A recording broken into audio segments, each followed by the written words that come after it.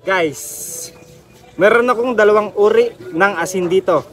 Isang rock salt at isang iodized salt. Ano nga ba ang pinagkaiba nilang dalawa? Unahin na natin tong rock salt.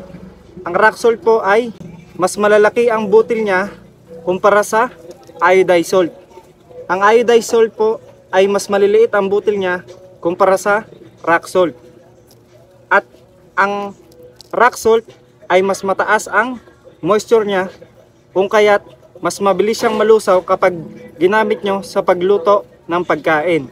Samantalang ang iodized salt ay mas mababa ang moisture niya, kung kaya't mas matagal siyang malusaw kapag ginamit nyo siya sa pagluto ng pagkain. Kung kaya't may tendency na umalat ang niluluto nyong pagkain. Kung kaya't mas mainam pa rin gamitin ang rock salt kapag magluluto kayo ng